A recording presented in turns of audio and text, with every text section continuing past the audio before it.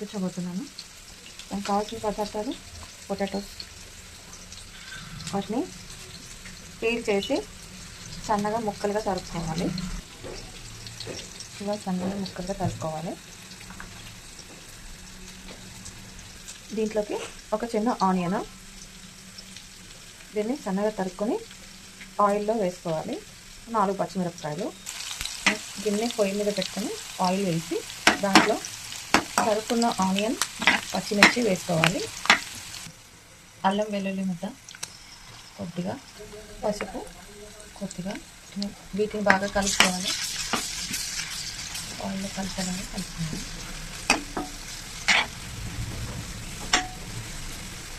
కొద్దిగా కరివేపాకు,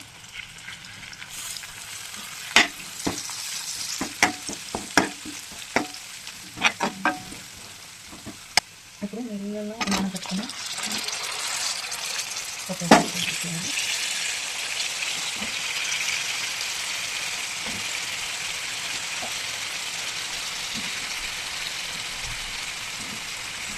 ఈ కర్రీ చేసింది నా ఫ్రెండ్ రమ్మ. తను ఒక స్కూల్ టీచర్. ఇలా మార్నింగ్ టిఫిన్ బాక్స్లోకి రెడీ చేస్తుందండి. ఒక 15 నిమిషాల్లో రెడీ అయిపోతుంది. అలా అని టేస్టీగా ఉండదు అని అనుకోకండి, చాలా టేస్టీగా ఉంటుంది. ఇలా ఒకసారి ట్రై చేసి చూడండి. తను చేసిందే నాటుకోడి పులుసు మరియు మష్రూమ్ కర్రీ. ఎలా చేయాలో నా ఛానల్లో ఉంది, ఒకసారి చెక్ చేసుకోండి. చాలా టేస్టీగా ఉంటుంది, క్విక్గా కూడా అయిపోతుంది. ఇలా ఆలుగడ్డ తొందరగా ఉడకాలంటే ముందుగా కొద్దిగా ఉప్పు వేసుకోండి. తను పింక్ సాల్ట్ వేసుకుంటుంది, ఒక 1/2 స్పూను. ఇందులోకి కాస్తంత పుదీనా వేయాలి. ఇక్కడ ఫ్రెష్గా మా పెరట్లో మిద్దె తోటలో పండిన పుదీనా వేస్తున్నాను. ఇందులో మిద్దె తోట ఎంతమంది మెయింటైన్ చేస్తున్నారో మాకు కామెంట్స్ రూపంలో చెప్పండి.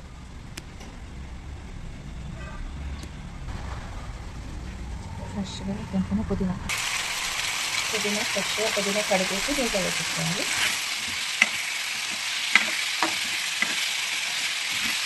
వాటర్లో నుండి తీసి తాలింపులోకి వేస్తే పొటాటో ఇలా పెనానికి అతుక్కోదు. ఇది ఒక టిప్. పొటాటో కొంతమంది కట్ చేసి డైరెక్ట్గా వేస్తారు, అలా వేస్తే పెనానికి అంటుకుంటుంది. 1/2 kg పొటాటోస్కి 1/4 kg టమాటోస్ వేయాలి. ఇది పక్క కొలత. అప్పుడే పొటాటో టమాటో కర్రీ చాలా టేస్టీగా వస్తుంది. ఇప్పుడు ఈ టమాటోస్ని నేను వాటర్లో కడిగి శుభ్రంగా కట్ చేసి దాంట్లో వేయబోతున్నాను. ఆ కటింగ్ అంతా చూపించాను నేను.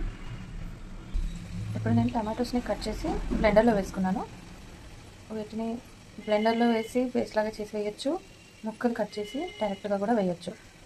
నాకు ఇది బ్లెండర్లో వేస్తే థిక్ గ్రేవీ వస్తుంది, అందుకని నేను ఇలా బ్లెండర్లో వేసి వేసుకుంటున్నాను.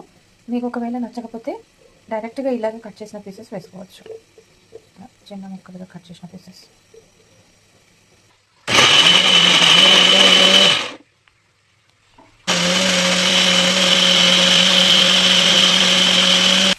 ఇప్పుడు పొటాటోస్ చక్కగా మగ్గిపోయాయి. చూడండి, ఆల్మోస్ట్ కుక్ అయిపోయాయి.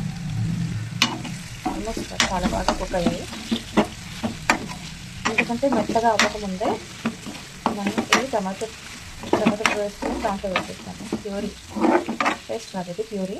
టమాటో పేస్ట్ అంటే మళ్ళీ టమాటోస్ని బాయిల్ చేసి చల్లార్చి వాటిని మిక్సీ చేస్తే టమాటో పేస్ట్ అవుతుంది. టమాటోని పచ్చిగా రాగా వేసి మిక్సీకి వేస్తే అది టమాటో ప్యూరీ అవుతుంది. ఓకే, ఇప్పుడు ఈ టమాటో ప్యూరీని దాంట్లో కలిసేలాగా కలుపుకోవాలి.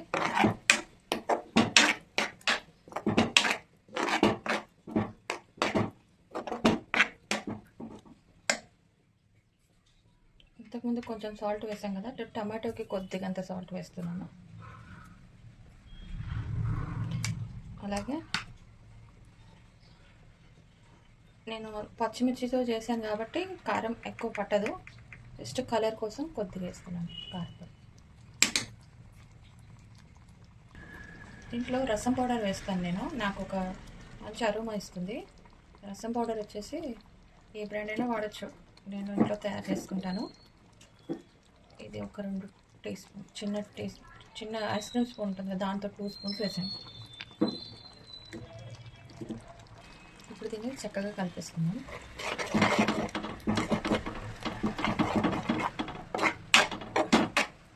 ఇదేంటి అందరు చేసేలానే ఉంది కదా అని అనుకుంటున్నారేమో, కానీ తను వెరైటీగా రసం పౌడర్ వేసింది దీంట్లో. చూడండి, చాలా టేస్టీగా కూడా ఉంటుంది.